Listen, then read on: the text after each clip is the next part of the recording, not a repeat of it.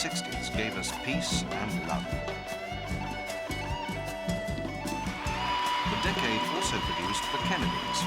John F. became the youngest US president in history, but the Kennedy dream turned sour. First, the president was assassinated. Then his brother, Bobby, the former Attorney General. Bobby Kennedy left behind a family of 11 children, never quite free from tragedy. But his third child, Robert Jr., has turned the Kennedy mystique into a powerful weapon for the environment. Like his father, Robert Jr. is a lawyer and has a deep concern for wildlife and nature.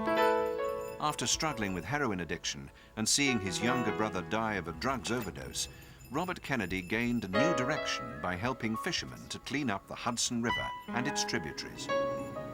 I spent about a month walking little sections of this creek, and I found about 24 different polluters. I photographed them. I sat by pipes all night long.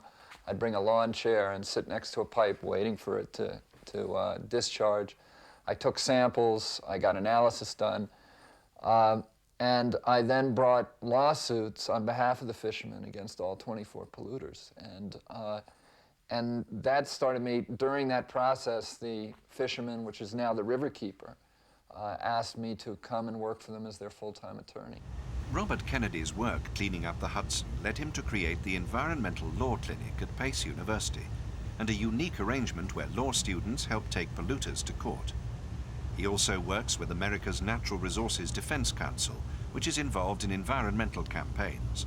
Determination and the law, he believes, have preserved the Hudson for future generations. The Hudson River today is among the richest, most productive water bodies on Earth, gallon per gallon.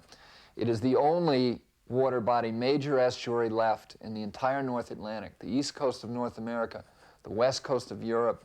I'll throw in the Mediterranean, the Baltic Sea, the Black Sea. It's the only one left that still has strong spawning stocks of all of its historical species of fish. It's a Noah's Ark.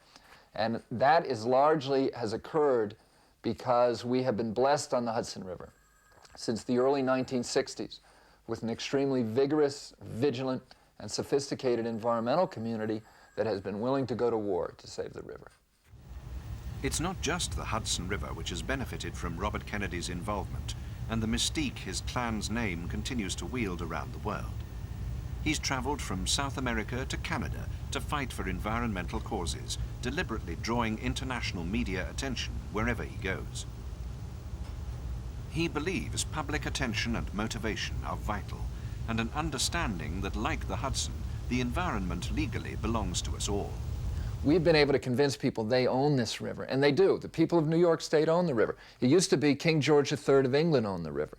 But when, after the Revolution, that ownership descended to the people of the state of New York, and it says that in our Constitution.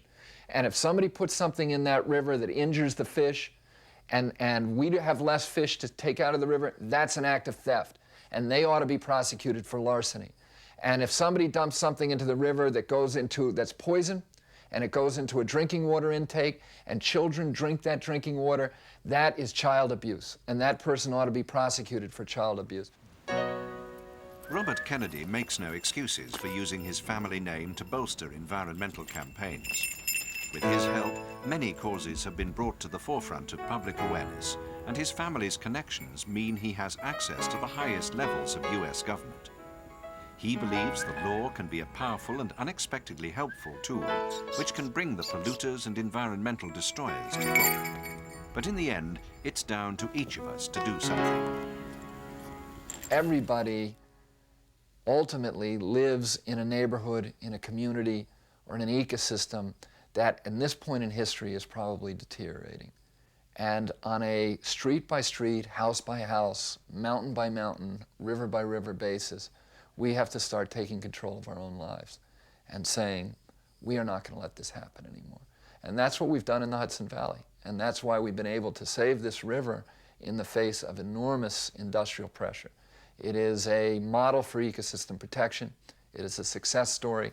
It's one that can be replicated anywhere else on Earth. If it can be done in New York, if you can make it in New York, you can make it anywhere.